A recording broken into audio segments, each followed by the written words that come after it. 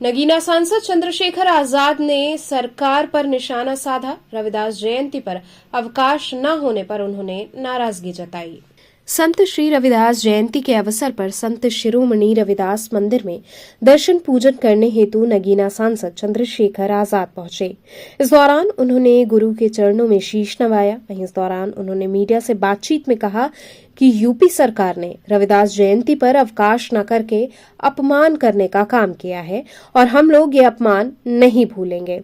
इस बार चुनाव नहीं है तो शायद कोई ना आए, सभी लोग राजनीतिक लाभ लेने के लिए ही यहाँ आते हैं।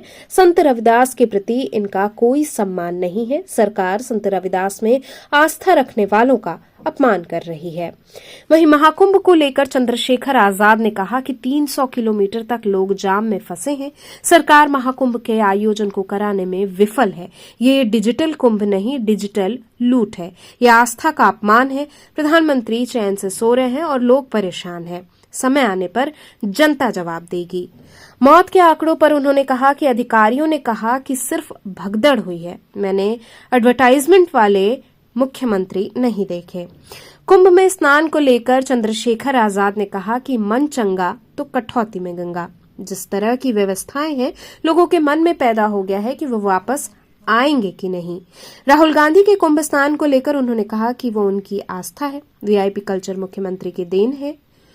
वहीं दिल्ली चुनाव पर उन्होंने कहा कि धन बल जीत गया और जन बल हार गया। मीडिया को निष्पक्ष होना चाहिए। पूरे देश में और दुनिया में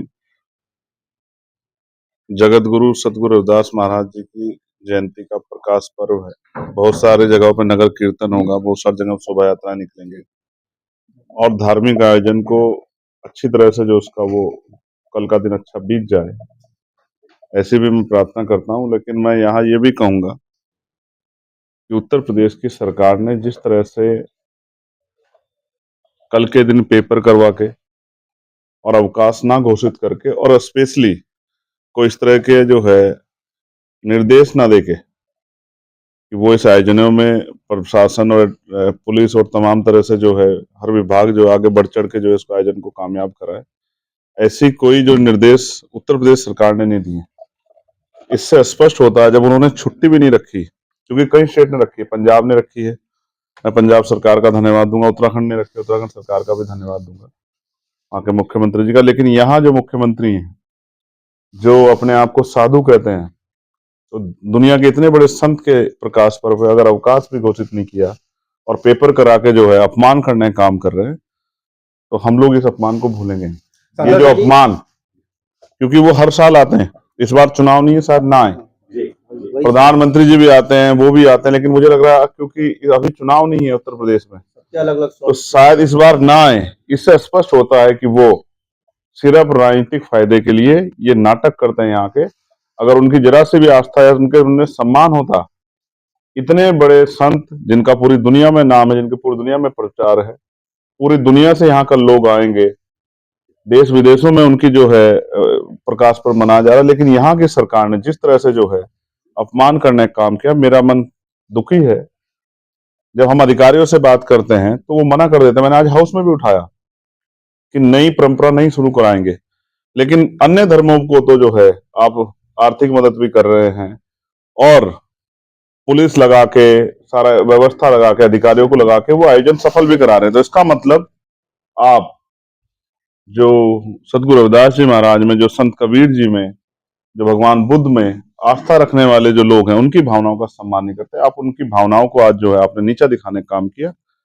मैं गांव गांव जाके लोगों के सामने बात बताऊंगा, जो अपमान उत्तर प्रदेश सरकार ने किया, इस अपमान को हम लोग भूलेंगे। राहुल गांधी भी आते थे, प्रियंका गांधी आती थी, लेकिन अखिलेश यादव भी आते थे। ये पहला मौका है, अखिलेश यादव को निमंत्रण गया है, लेकिन नहीं तो पहले स्लॉट बनता था कि 2 घंटे में ये दर्शन करेंगे, उसके बाद ये मैं आज आपको स्पष्ट तो हो गया कि उनकी जो भागदौड़ है वो चुनावी है और चंद्रशेखर आजाद की जो भागदौड़ है वो सच्ची है।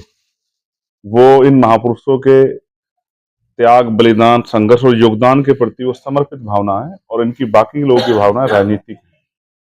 मैं किसी को बुरा नहीं कहता, लेकिन ये तो वो दर है, यहाँ जो भी आएगा उसको संतों गुरुओं महापुरुषों का आशीर्वाद मिलेगा। और मैं कोशिश करूंगा, इस बार हम लोग उस शक्ति में नहीं, लेकिन जब अवसर हमारे हाथ में होंगे तो हम अवकाश भी रखेंगे और ऐसा प्रकाश पर्व मनाएंगे कि भारत को नहीं पूरी दुनिया को याद हो। दिल्ली में जो दिव्य भव्य कुंभ की बात होती थी, लेकिन अब जाम की बातें हो रही हैं। आप ये मत कहना कि ये विपक्ष के लोग आरोप लगा रहे हैं, मीडिया के साथी भी इस बात को देख रहे हैं कि 300-300 किलोमीटर के जाम लगे। मुख्यमंत्री कितने बड़े वादे कर रहे थे और धरातल क्या निकला? आपने 100 करोड़ लोगों को बुलाने की बात की, आप 30 करोड़ लोगों की व्यवस्था नहीं कर पाए। और फिर उसमें कितनी अव्यवस्था है, ट्रेनों के शीशे टूट रहे हैं, बस जो है पार्किंग की जगह नहीं है, लोग जाम में परेशान है, बच्चे रो रहे हैं, खाने पीने के सामान नहीं है। वहां 1 रुपए का सामान कई रुपए में देके लोगों की जेब काटी जा रही है। और मुख्यमंत्री जी इसी की बात कर रहे थे कि ये डिजिटल कुंभ है। ये डिजिटल कुंभ नहीं, ये डिजिटल लूट है और मीडिया को निष्पक्ष होना चाहिए। मैंने चीफ इलेक्शन कमिश्नर राजीव जी की पीसी सुनी थी, उन्होंने कहा था कि हमारा जो पहला रिजल्ट आता है फर्स्ट राउंड का, वो 9:30 बजे आता है। आप 8:15 बजे गिनती बना देते हो, 8-10 पे की 30 सीटें पे आगे चल रहे, 15 सीटें पे। ऐसा मत किया करो। जनता का आपसे विश्वास उठ गया ना, तो आप लेके कैमरे घूमते रहो, कोई आपसे बात नहीं। सांसद जी, एक सवाल है कि केजरीवाल के बाद अब पंजाब में भी राजनीतिक सक्रियता बढ़ी है। क्या आजाद समाज पार्टी पंजाब को लेकर गंभीर है? आप पंजाब नहीं, हम अपना काम कर रहे हैं और मुझे उम्मीद है, मैं ये नहीं कहता कि हम एक दिन में बहुत कुछ बदल देंगे, लेकिन धीरे धीरे शुरुआत होती है। ये कोई भी पार्टी एकदम से आगे नहीं बढ़ती, कोई भी पार्टी एकदम से पीछे नहीं हटती। हम कड़ी दर कड़ी आगे बढ़ रहे हैं। एक एक वोट वैल्यूबल होता है। आप समझते हैं भारत में वोट की क्या वैल्यू है? आदमी अपने भाई कैसे वोट नहीं देता, अपने पिता कैसे वोट नहीं देता, अपने माँ के कैसे वोट नहीं देता, अपनी पत्नी कैसे वोट नहीं देता। वोट बहुत इंपॉर्टेंट है और हम धीरे धीरे कोशिश कर रहे हैं कि वोट जो जनता प्रयोग कर रही है वो वोट सोच समझ के करे और उसका फायदा पॉलिसी के रूप में उनको हो। अच्छी सरकारों की जरूरत है। मौजूदा सरकार परिणाम के बाद ये स्पष्ट हुआ, इंडिया गठबंधन के जो बड़े नेता हैं जैसे फारूक अब्दुल्ला, उन्होंने एक नसीहत दी है। उन्होंने कहा है कि आप इसी तरह अगर लड़ते रहेंगे तो कहीं ना कहीं आगे आने वाले चुनाव में आपको ऐसे ही परिणाम देखने होंगे। आपको क्या लगता है, इंडिया गठबंधन में कहीं सब कुछ ठीक तो इंडिया गठबंधन नहीं है, सत्ता की लड़ाई।